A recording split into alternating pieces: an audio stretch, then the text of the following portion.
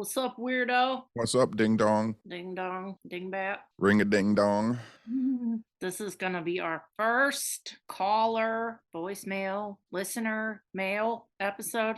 It sounds like it's planned out great already.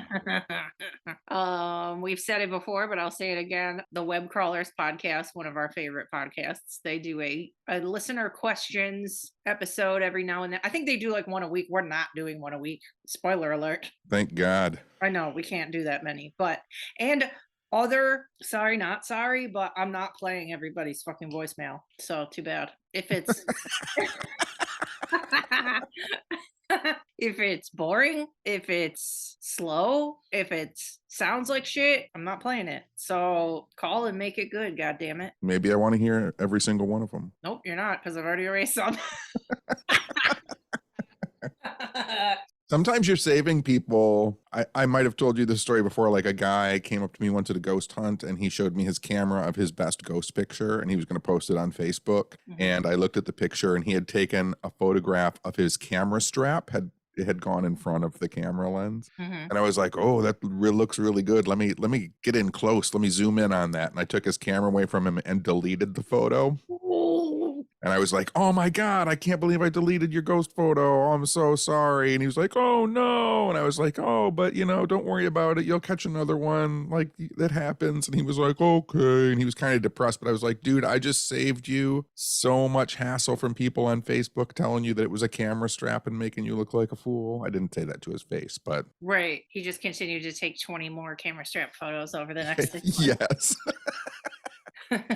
Sometimes you're saving people. Yeah. Ideally, we would like weird stories, weird anything. A weird thing that happened to you. Did you get fucking arrested? Did you get abducted by aliens? Did you see a ghost? I don't really need to know what you ate for breakfast. Unless it's something good. Well, yeah, but not every call is a fucking recordable, listen toable thing that everybody needs to hear. We're gonna pick the good ones, so make it good. And just because people might not hear their call doesn't mean that it's not a good one. True, yeah. It might have just sounded bad. It might have cut out at really key words in the story that don't make it make sense, or I was going to say, you should point out the fact that it's a Google voicemail number and those are notorious for sounding terrible. So you might have had a really good call, but when we got it, it just sounded like slurp slop. Exactly. So don't be offended if you call and it doesn't get played after like 2 or 3 months. Just assume that it's in a digital garbage can somewhere, and you can call again if you want to. It's no offense if we don't play your first call. Maybe we'll play your 5th call. Just keep trying. Give me a call. Let me hear a call. Yeah. Well, before we start, the number, if you ever want to call, if this like our episode of basically judging the shit out of you, if this sounds good to you, you can call 313-444-5170. And without further ado, here's our first caller, listener, whatever the fuck ever. There we go. Well, hello. This is Morgan. I live just south of Chicago and grew up in Chicago, but don't hold that against me. I wanted to go ahead and share a ghost story with you guys. It was not a prolonged encounter. In fact, it was at the site of the reconstruction of Fort Mackinac, and we were going through all of the rebuilt materials and all the houses, and it was pretty cool. My son was pretty young, so this has got to be about 15, 16 years ago. And I remember going into one of what would have been the general store at the time, and I wanted to see what the storage room looked like upstairs. So, of course, I trot upstairs. My son is standing on the steps outside going, nope, no, I'm not going up there. And he must have been like 12 or 13 at the time. Good kid, had good common sense. But I, of course, had to go into every room, every building. So I get myself up to the 2nd floor, and the second I hit that top landing, I'm going to tell you, I felt like I literally was in danger, and something definitely did not want me there. But I was afraid that if I went back down the stairs and didn't acknowledge it, that it might follow me. And that was not okay either. So I stood at the top of the stairs, kind of got a feel for what was happening, said, "Excuse me, I didn't mean to interrupt you. I'm just going to go across and go down the other staircase." And I did, like a bullet. So that was my little ghost story. So if you guys ever had the opportunity to go and check that out, it would have been the dry goods or general store. So I wanted to let you guys know I found you through Lonnie Scott, and when you did an interview with him, and then I went back and I listened to every one of your episodes, and I love you guys. You do an excellent job. So keep up the good work, and we'll see you guys later. Bye. Hi, thanks, Morgan. Cute. Very cute. Very cute. Very scary. Now, you think that's Fort Mackinac up in near the UP? It's gotta be. Near Mackinac Island? I mean, I don't know, because, sometimes like we have historic Fort Wayne, but it's in Detroit, and then there's a Fort Wayne, Indiana. Like, is there a Fort Mackinac near Chicago? What the fuck are you talking? No, it has to be the one on Mackinac Island. That's Fort Mackinac. Not on Mackinac Island, outside of Mackinac Island. Is that what they said, or is that what you're saying? I'm saying Fort Mackinac is by the bridge. Mackinac Island is something different. There's a fort on Mackinac Island too, though, because remember we were all supposed to have dinner there and it didn't work out, and then we had a dinner at the Grand Hotel. So what the fuck fort was that? Well, it's one of those forts then. Spit out my drink. Because they said something about the general store too. So there could be a general store on Mackinac Island or in Mackinac City. Yeah. We don't know where they're talking about. Morgan, you're going to have to call back. Morgan, our expert opinion is where the fuck were you? It sounds good though. I like that Morgan's kid was psychic enough to know not to go up there because something bad was up there. Yeah, you hit that. We know that when you're in a haunted location, you hit that wall of energy and you're like, nope, I think I'm good here. Like, Yeah. Back around. Kids are way more sensitive to it than adults are. I feel like Morgan had a really good radio voice. Morgan needs a radio show. Get a podcast, Morgan. Or like a local rock. Something. With lots of pew, pew, pew, pew, pew in the background. No, those like how those old rock radio guys used to make that sound that was like, ooga. Is that what old radio guys did? You know what? Whatever, I'm not talking about it anymore. Okay, this next voicemail is 3 parts long. 3 parts?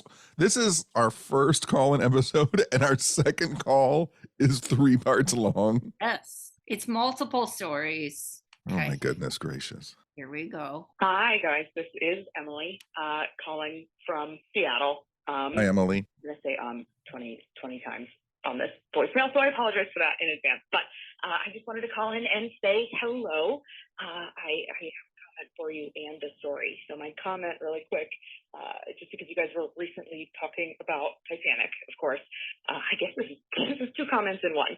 So it was probably like 10 years ago, almost at this point, right after I graduated from college. I had this job at Nationwide, which doesn't really matter, but all of the coworkers, we used to go out for lunch every day with each other, and the office was full of mostly women. There were a couple of guys in the office, but for some reason it was like 99% women. So we all go to lunch one day, and they were like re-releasing Titanic or something, but we were all talking about how we liked to watch the Titanic on the anniversary of the day that the boat sank. Because I don't know, that's more of a thing to do, but that's what we did, is we watched the Titanic movie, on the anniversary of the ship sinking. And so we're talking about it, and the one guy that was with us looks at us, and he's like, "You mean the anniversary of the day that the boat sank in the movie?" And we were like, "No, buddy, that's the day that the boat sank, like the day that the boat actually sank." And he looked at us for all of a second, and he let the information absorb, and he was like, "Oh, I thought the Titanic was just a movie."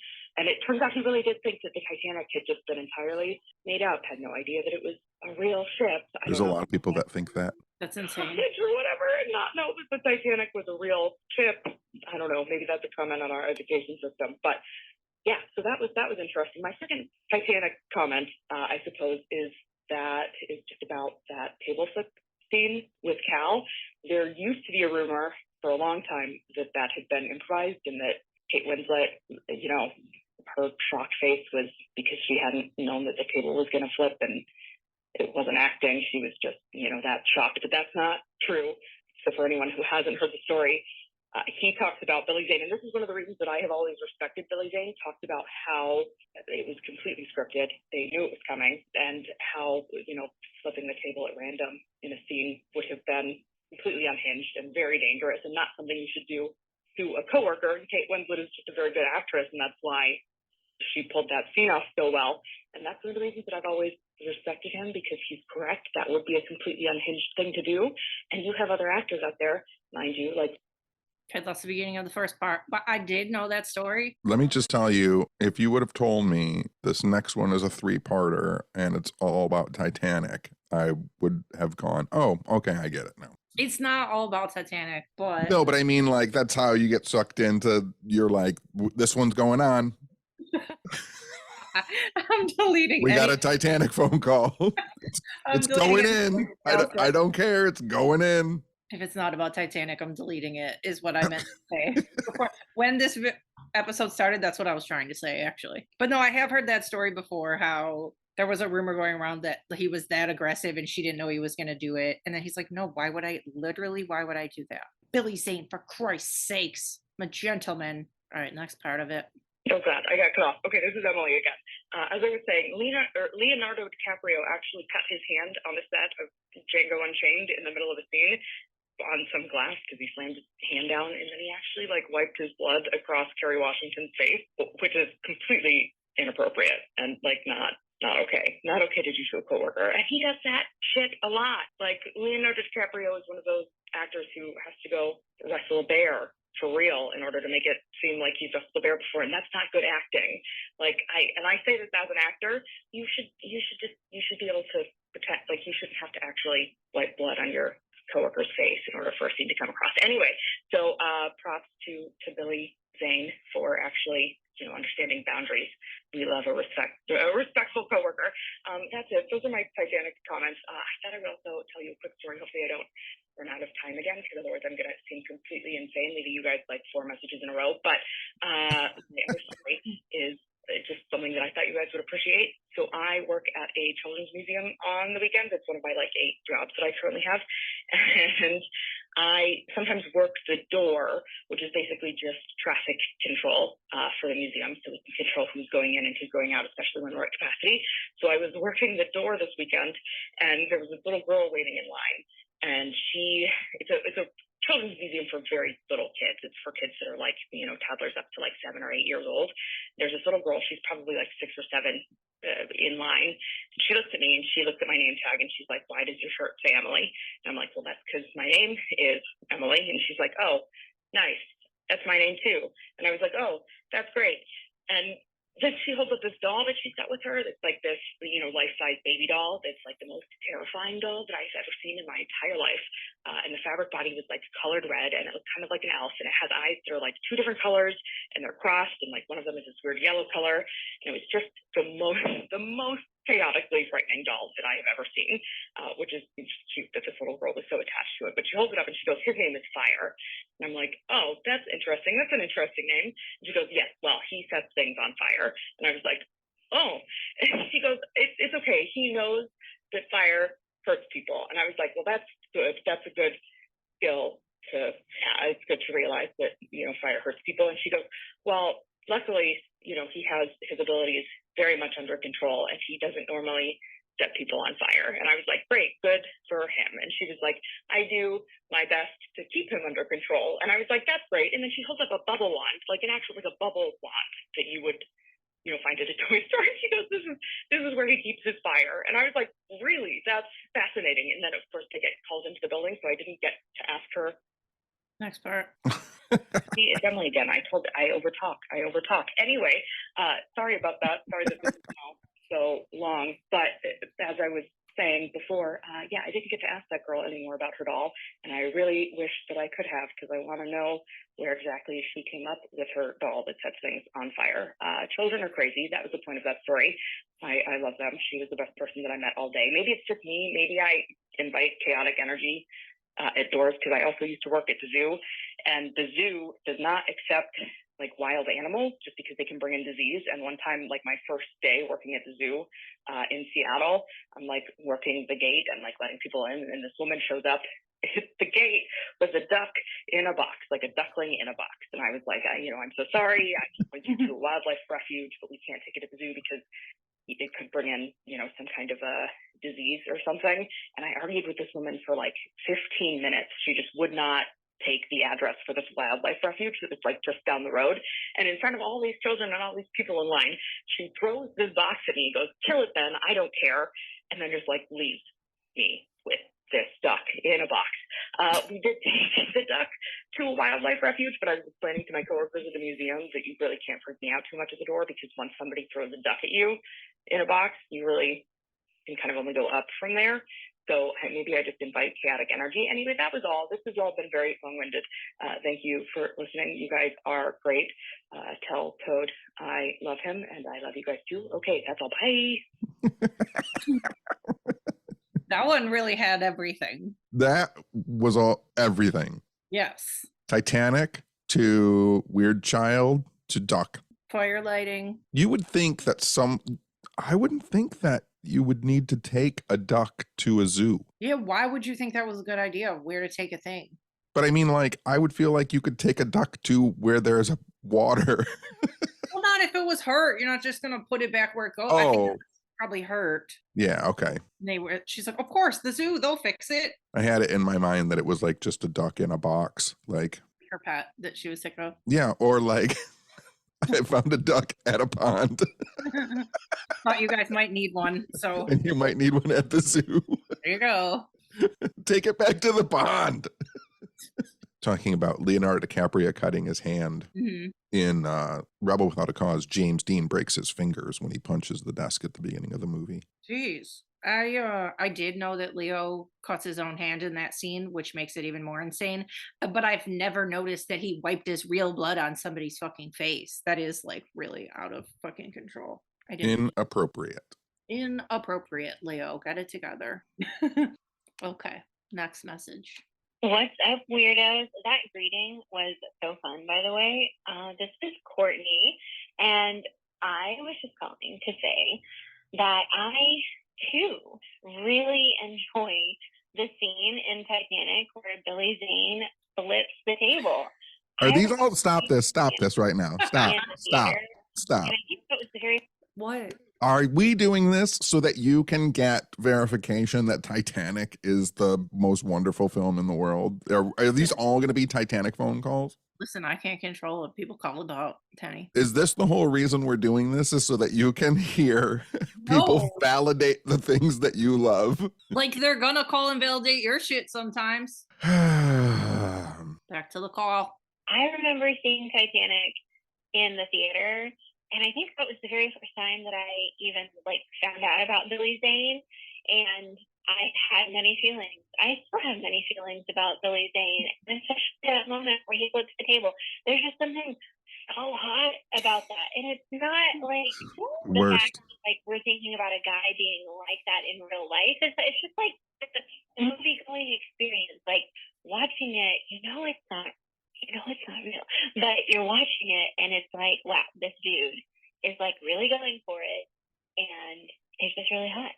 So I was just calling to say that I support you, Jess, and your love of Billy Zane table flipping. And all right, I never really know how to end voicemails, so I will just say, I hope you have a great day, and I hope you get a chance to take a nap today. Okay, I love you. Bye. Bye, Courtney. So just Titanic and Billy Zane love phone calls. The new What's Up Weirdo podcast is just phone calls about Billy Zane and Titanic. If you have comments about how much you love Billy Zane and Titanic, please call Jessica on her personal phone number, which is... No! What? Get the fuck out of here. I run all of our social media. I'll put your shit out right now. I will release all of the recorded video episodes of What's Up Weirdo. Oh, firm videos. Okay, this one looks like it has two parts. This is Tree.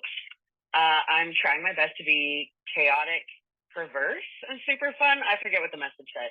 Anyway, I love you and my fellow weirdos. They're all so beautiful and kind. And I just wanted to ask, I feel like I've missed it. Why must puppies ride in front?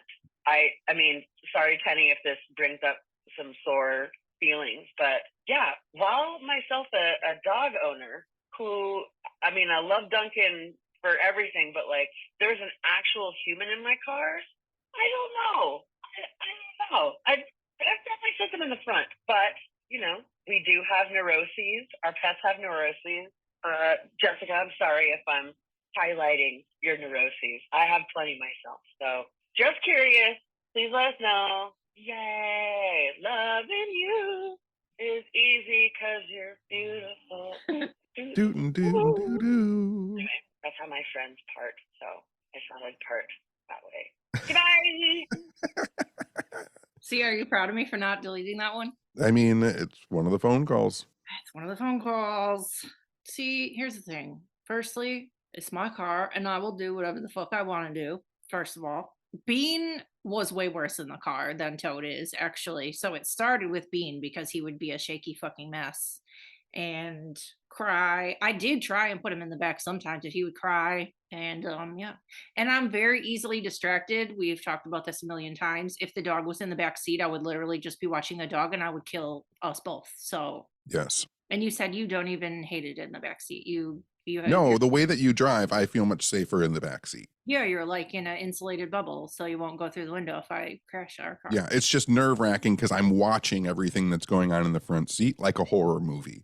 Mm-hmm. You know what I mean? Toad is standing on your shoulder, licking your face. You're eating a salad, feeding him chicken nuggets while MMA is on your screen, steering with your knee, going every time someone slams. And I'm just in the back and I have a live horror movie going on in front of me because as a person who was a professional driver for many years, I'm paying attention to every single thing, hyper vigilant on the road because I know that the person who's driving is concentrating on 12 things other than driving. You know what's funny is when you were listing all of that shit off, it sounded like you were exaggerating, but in no way were you exaggerating. And all of those things happen at the same time while I'm driving every time. Yes, absolutely. I know. Yeah. So far, still alive. Wait, this is the second part of that person's voicemail. Jinx again.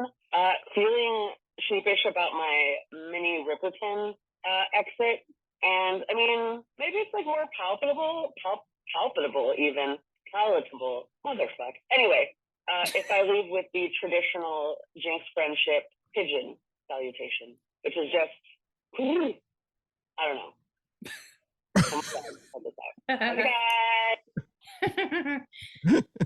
I do love a pigeon sign off. I back it. All right, next voicemail. Oh, hey, Jessica and Mr. Tenney.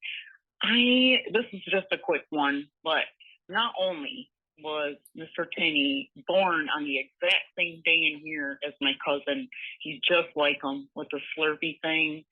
Anywhere Greg goes, he just gives random people stuff and gifts stuff and is just so sweet. Definitely that Virgo energy. And I just wanted to ask one quick question. What is Mr. Tenney's most favorite film and why? That's all I got. Love you guys. Bye. Bye. Bye. You can call me John. Nobody calls you John. Yeah, Mr. Tenney just sounds weird. Tenney is fine. Yeah, Tenney is fine. Mr. Tenney is a lot. Yeah. I would prefer John over Mr. Tenney, but I prefer Tenney over Mr. Tenney or John. Tenney, John, loser, idiot. Yeah. Plug face. Old man. Yeah. My favorite movie, that's a hard one because it's like genre-less. Yeah, we're not saying horror movie. We're saying any movie. Any movie ever. Mall Blart. Paul Mart Malblart? No. I don't know. I mean, like, what movie do I watch the most? What movie will I watch before you die? No. What movie? I'm trying to think of it in the sense of like, is there a movie that no matter when I'm flipping through the channel, I'll stop and watch it? Yeah, I have like 30 of those. Yeah, so do I. But I will pick, this is going to sound trite for what I do, but it is actually true. It's going to either be Close Encounters or Jaws, because I do that. Those are like comfy films to me. So mine's probably Jaws too, if we're being honest. Like every single time. It doesn't matter if there's only 5 minutes left in the film. Or if she's just swimming and it's the very beginning, I'm like, I'll just leave this on because it's cozy and perfect. And the same thing goes with Close Encounters. Like, he can be in his truck at the railroad tracks, or they can be climbing Devil's Tower at the end, and I'm going to watch whatever's there. It's true. So I guess that's the answer. Jaws and or Close Encounters. Good answer. Next message. Hi, weirdos. This is Christy from Minnesota. So I was listening to your podcast while I'm making dinner, and you're talking about the ice storm and how there's like cables and shit laying in your yard, and you're like, let's cut this. So it reminded me of a fun story we had and how we may have gotten on the terrorist list, actually. So my husband, he was working from home at the time, and this was early COVID. And years ago, actually, like literally years ago, they had run new fiber optic cable lines for internet and stuff out our way, and we live in the country. And they came through and they left this big old cable laying in our ditch. And we have snowmobilers, we have horses, we have people walking by, and like people always gave us a dirty look, like I'm gonna trip, I'm gonna fall in this hole and get snagged on this line or whatever. So he calls the company that installed it. He left little fancy flags out, and many times like, all right, we're gonna open a fix-it ticket, we'll come out, we'll take care of it. But there's like this, I don't know, 3-foot cable laying in our freaking ditch, and I'm like, some snowmobiler is gonna get caught on this, some horse is gonna trip in this hole with this cable laying on it, we're gonna get sued. I don't know. So years go by. He called 3 times, literally years, like a whole year and a half go by, and he finally calls. It's spring, and they blow him off again. So he goes online and he goes to their website and he hits up the chat, and he was just like, hey, there's this cord cable thing hanging in our ditch, and it's really a safety hazard. Can I cut it? And of course, the guy is overseas commenting back online, and he was like, yes, go cut it. And my husband is like, well, so you're telling me I can go out there and cut that line and bury it for safety reasons? He said, yes, go cut it. So my husband printed off the paper of the comments and things. He goes out there with his hatchet and he freaking cuts the line, fills in the hole, problem solved, right? So the next day he's working and he hears this angry pounding on our door, and he goes, hi, do you know what happened in your ditch? And it's this guy in this uniform, and my husband is like, yeah, I cut the cable line that was hanging there. It's been there for a year and a half, and I was told by your people on the chat to cut it. And the guy was just furious. And he goes, you could be charged for terrorism, for messing with infrastructure because of this. And so my husband had printed off the chat and gave it to him. He's like, your customer service told me to cut it. And the guy was like, you can't listen to them. He's like, you're saying you have no faith in your own company? And he was like, it was part 2, but that's what I did. That's what you did. I took down my own cable wire because I didn't want to wait around about it. Ain't it still laying in my backyard? Am I a terrorist? Maybe yes. Yes, literally yes. Hey, it's Christy calling to finish my story. So the internet guy is standing at our desk, or on our deck, and he's just irritated and pissed off and screaming about his customer service is garbage and you can't trust them. And you can be charged as being a terrorist. We could take you to court. You're messing with infrastructure. My husband's just kind of laughing because he has the paperwork in his hands. The customer service guy said, go ahead and cut the cable. Even with, what should I use to cut the cable? Will a knife work? You might need something bigger than a knife. Will an axe work? So he knows he can't really get in trouble for this. So he showed me what you did, takes him down, shows him where it was cut. Well, later on the next spring, we never heard anything from the cable company again. There was no court visits or anything. So later on this next spring, we were going to put in a garden. And so we called 811 to get like yard marks, Usually it takes a few days for them to come out. She came out right away. She's like, it's weird. I've never seen this before. But you guys were flagged as high risk and like a threat. So I guess if anything, it got us faster service that way. Anyway, I thought it was kind of funny because, I don't know, welcome to the terrorist club, I guess. All right. Well, I have many ghost stories and other things. I'll probably call back again. Thanks. Keep doing what you're doing. It's awesome. Cable cutting terrorists. I know. Who knew? And then you get on a list that says you're a freaking problem. I'm going to call someone and tell them what you did. Do it. I'm going to get you a t-shirt. Cable cutting terrorist. It's a new club. Literally no one will know what that means. Well, it'll just sound like I just don't have cable anymore. Like Right, like you went totally streaming. Exactly. Exactly. Too good for cable. You know that you probably are on a list though, right? For what? For knowing me and interacting with me so much. I am on a list. Well, I'm sure I am too from my murdery searches, Google searches. But I mean, like, there's no doubt. I mean, I know I have proof from FOIAing myself that even before I got into conspiracy stuff, I don't think people realize this. Like the majority of punk rock bands that I sent away for their cassettes and their records to them would put you on list. Like I was buying records from Our Radical Records. I was buying 7 inches from punk bands that worked on, they were like, you know, communist collectives, and they were like, all these punk rock kids were all on FBI watch lists at the time in the 1980s. And so like long before I even started talking about conspiracies and UFOs and assassinations, like I think there's a lot of people from the 80s, punk rock kids especially, who have been on lists for a long time and probably don't know that they're being watched. You never know. You never know. Nobody's gonna know. They're gonna know. Let's call. Hey guys, this is Mel, and I just Hey, wanted Mel. to call in and hopefully be on the first mailbag. Just want to say how much I love and appreciate all the hard work and effort you guys put into the podcast and traveling together for lectures and making sure that all of us weirdos have amazing content, and more importantly, just being awesome people. So thanks for what you do. And I'm sure I'll call in with unhinged stories later, but I figured for an introductory first one, we should at least pretend I'm normal. Okay, bye. Aw. Oh, look at that. Just a phone call to say that we're nice. Aw. And just a phone call to say that we're nice on the episode where Jess admits she's going to delete your phone calls if she doesn't like them. And I'm a terrorist. But I'm nice.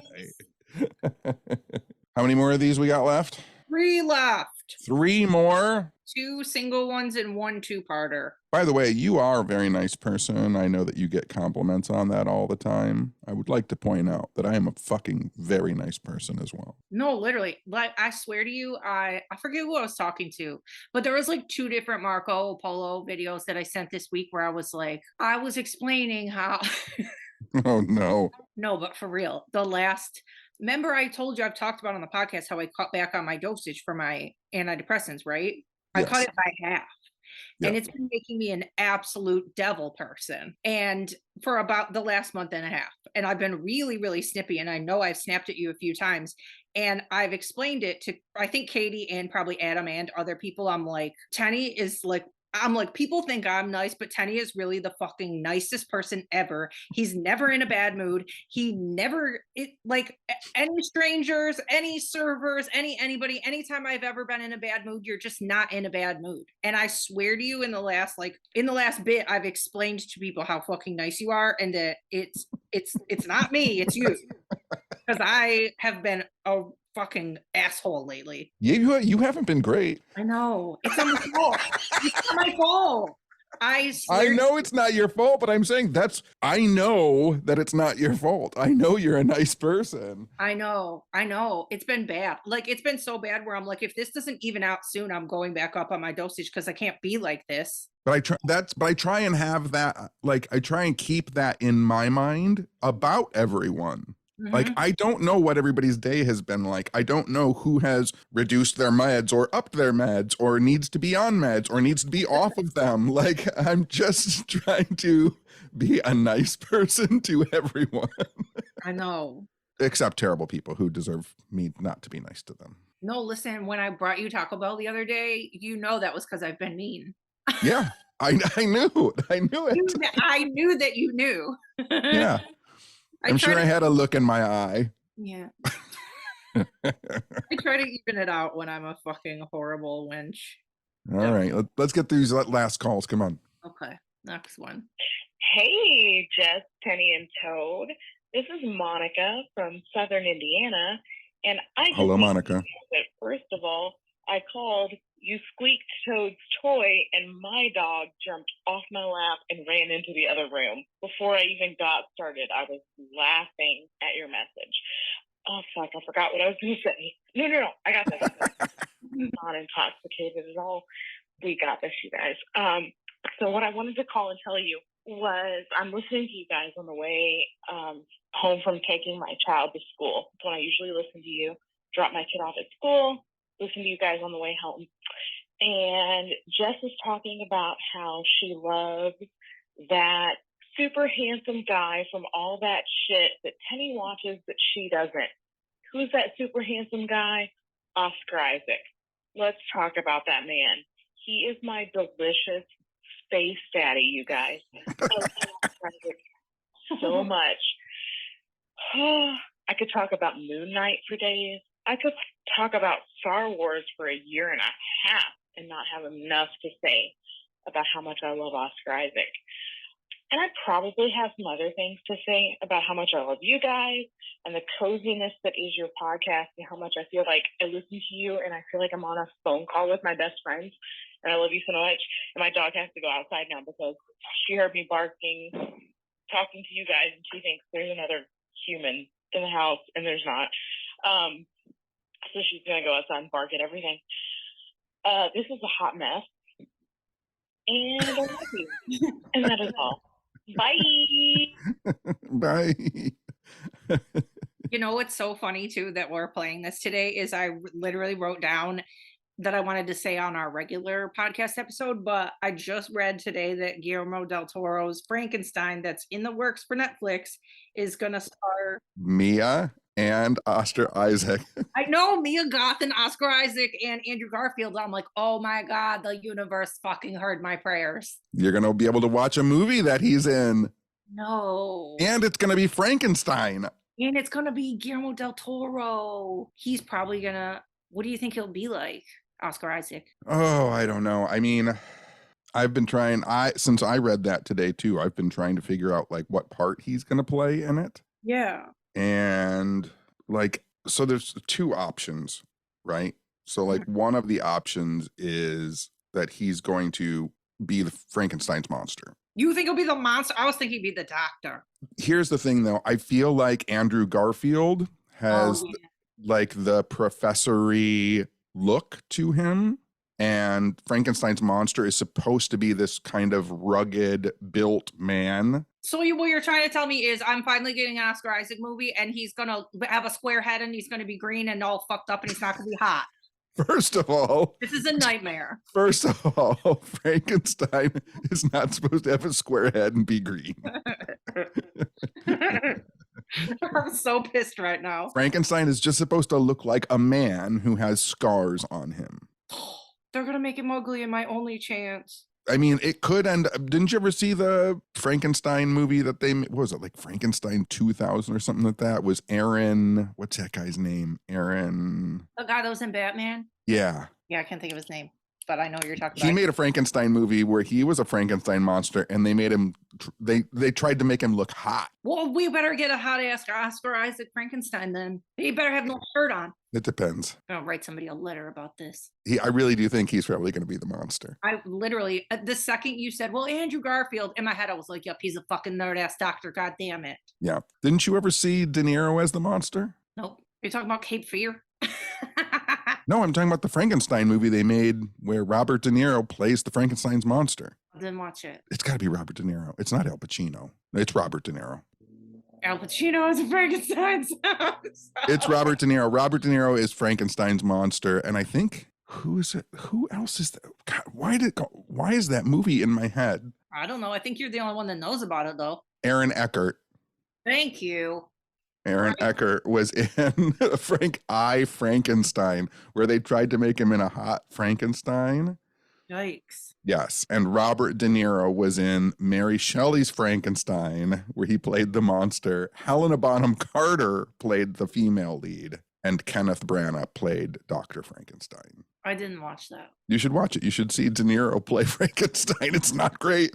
Sounds not good. You know what else I've never watched is that werewolf movie with Jack Nicholson. No, that is not a good movie. Something about it makes me feel like I would like it. It's Michelle Pfeiffer's in that, right? And that something is, it's about werewolves. That's how I know. No one saw that Wolfman movie with Benicio del Toro. I did not. No, No. no, and that is not a good movie either.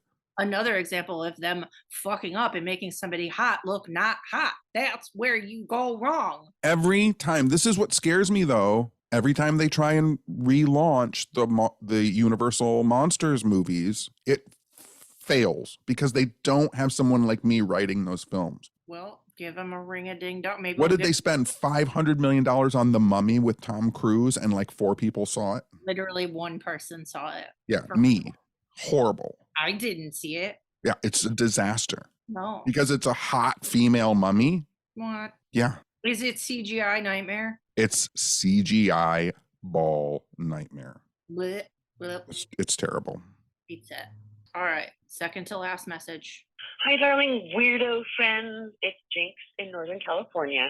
Hey, Jinx. And Jinx for again. the true crime people who love also the like interrogation and courtroom aspect of things, I thought I would call in and let y'all know about the behavior panel, which you may or may not know of. It's a group of 4 experts with a YouTube channel called the Behavior Panel, and they go through different clips in the news, different court appearances, people with like missing girlfriends, all different kinds of stuff, and they have like really deep dives in their body language, in their how do you say in little tells in their face and in words they use. And it's these 4 guys who are like the leading behavior analysts and have written literally like all the books on it. Resistance to interrogation, interrogation tactics, all kinds of stuff. So I'm like in love with those dudes. They're so great, and they're like deep dives. Like some of them have like 2-hour episodes. And then on the ASMR true crime tip, just get Paul Hull's audiobook, because that man's got a voice like velvety bourbon, and he's just like a really great guy. His book is wonderful. But yeah, put that on and listen to the dulcet tones of Paul Hull. But yeah, love you guys, little true crime freaks. Thank you so much. Bye. And just for Jessica's the true crime freak. That's true. Tenney is my I'm the kidnapper in the situation, and I kidnap you and tell you horrible details of other crimes, and you have to listen, and no one can save you. Yeah, I like make 'em ups. I know you do. Okay, but what she was talking about, Paul Hull worked on the Golden State Killer case, which is again crazy that this call came in now, because over the weekend I binged, and I don't know why I never watched it before now, because I've seen a million specials about the Golden State Killer, and I was following it while they were catching him. But I finally watched that HBO doc, that I'll Be Gone in the Dark thing, about Patton Oswalt's wife, Michelle McNamara, who Yes. who basically reopened the case, got obsessed with the case of the Visalia ransacker and the all that stuff. And what did they call it? He had like 3 names: the East Area Rapist, Visalia ransacker, whatever. So anyway, so she interviewed literally every victim he ever had. Really went nuts, immersed herself in the case. She would get like hotel rooms some nights because she would just have to write and research, and she would just not even come home. And I don't know why, but while it was going on, and then while it was getting tweeted about, I still don't know why, but I thought she passed from like cancer or something. And when I was talking to Katie about this, she's like, yeah, so did I. But no, she literally overdosed from taking uppers and downers to stay up and research and write all night, and she accidentally freaking killed herself and literally died before he got caught. But he got caught like right after. And she was working with Paul Holes, who's a real detective, and she knew the case more than most of the cops did. Yep. It's like the saddest story. It's such a good doc. But yeah, it's a really sad story. I've never read the book. I'm going to read the book. I'm going to order the book, but I'm sure it's really sad. Because the other thing too that she goes into in the doc is that not only like when she got a book deal, not only did they want her to talk about the case, but they wanted her to talk about herself as well and like what it was doing to her and her own life and interject herself. And she's like, I don't want to talk about myself at all. That wasn't the point of this. So she really struggled with like, how do I put myself into this book that has nothing to fucking do with me? You know, she just wanted to like lift up the survivors and get them justice, and it like wrecked her life, which is Yeah. not. She accomplished what she wanted to, but it's like one of the saddest stories. But Yeah. Didn't she have heart problems? yeah, they found out in the autopsy that she had like irregular heartbeat or something like an What I undiagnosed, have. yeah, like an undiagnosed heart problem. They said alone it wouldn't have killed her, but taking fentanyl and Xanax and Adderall didn't fucking help anything. Well, and immersing yourself in a highly stressful, nightmarish world Yeah. probably There doesn't was help. several times. No, yeah, in the doc where she said Like I feel my heart problems that I have feel fine most of the time until I start talking to you. Colin, you would literally better take that back.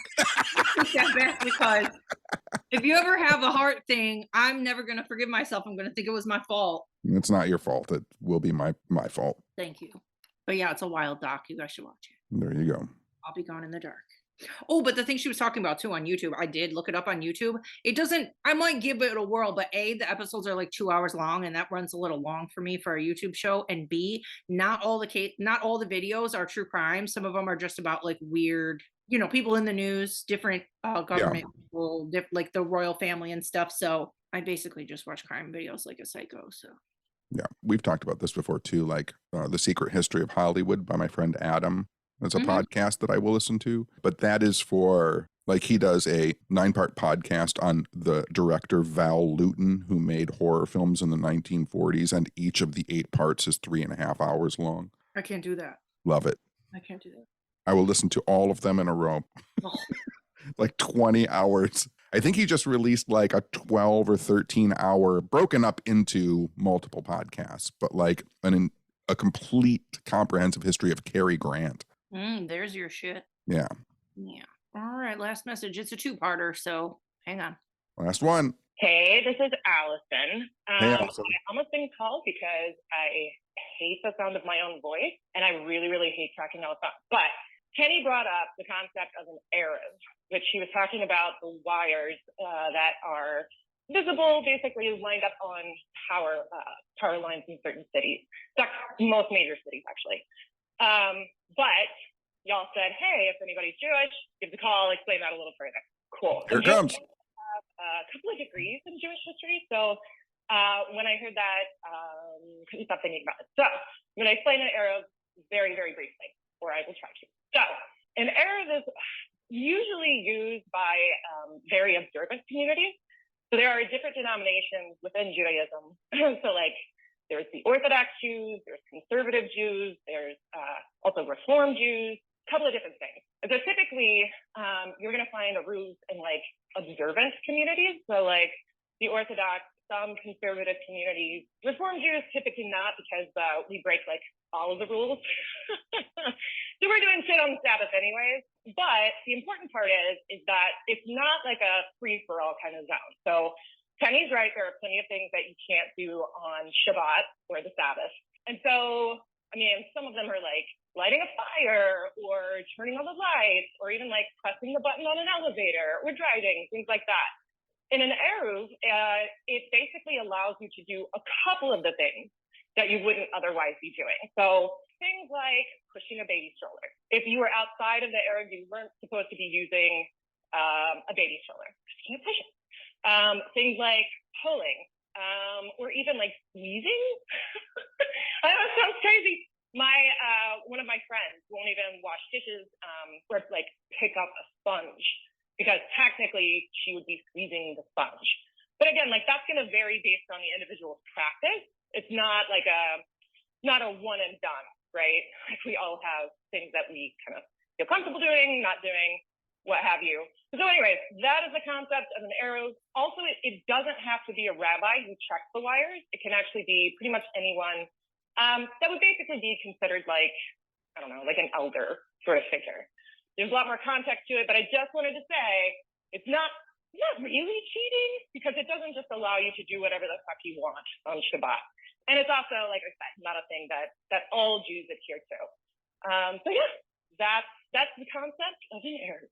You're welcome. Do you want me to play the second half of their voicemail before we discuss? Yeah, go ahead. It's just a tiny part. Yeah. Hey, it's Allison again. I am the person who called about the Eruv, and in my excitement to get it all out before I got I neglected to tell you thank you so much. Love the podcast. It brightens my day literally every time it pops up on my phone. So thank you for everything that you do. Love you, and hopefully see you at Michigan FairCon. Bye. Bye. Look at that. I know that was so much information.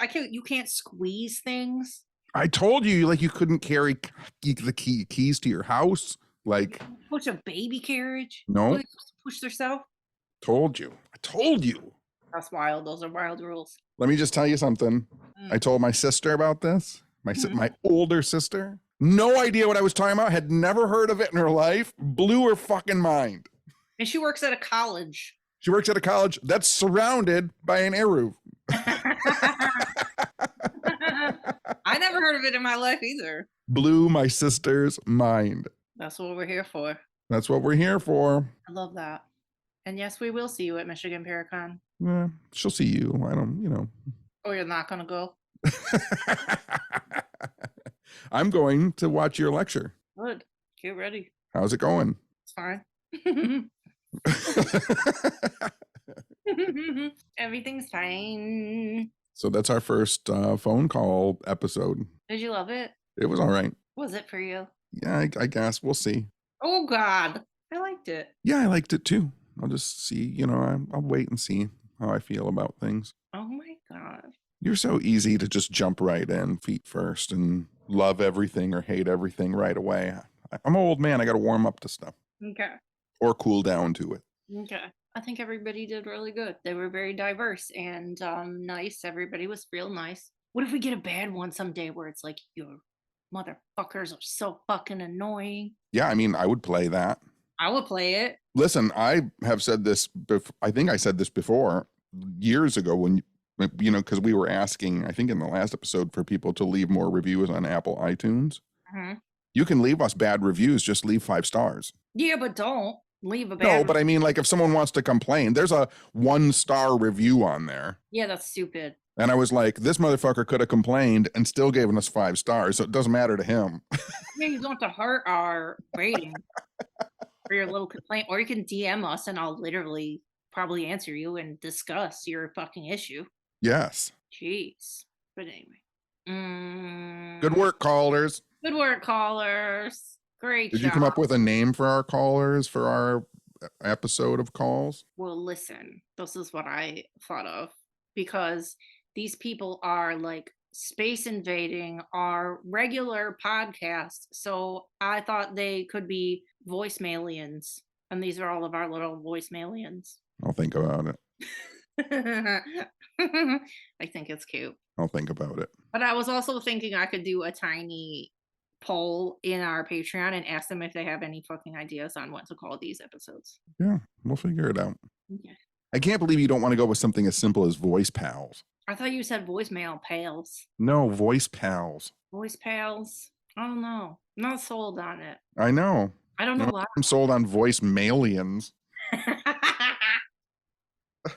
don't know what. I just wanted to call it mailbag. Like, fucking. You can't call it mailbag. That's proprietarily owned by the web crawlers. It's not. They would let us call it mailbag. I don't care. I wouldn't do that to our friends. I wouldn't rip off our friends' show. Okay, we'll think some more. I can't think right now. I can't either. Okay. All right. Okay, good job. Good job, everybody. Good job, callers. Oh, yeah, we'll be back with one of these whenever we feel like it. It'll have no Yes. schedule. It'll just be a big surprise. Yes, and if you want to leave your own voicemail, you can call 313-444-5170. 313. Don't do it. I'm not going to. I'm not going to. Say it again, but say it in a way that people can hear it. Because you always go 313-444-5170. 313-444-5170. It's also in the notes of our podcast summary notes under our episodes, and it's also on our Instagram. Yes, it is. And that's it. And that's it. Good job. Okay, good job. Bye.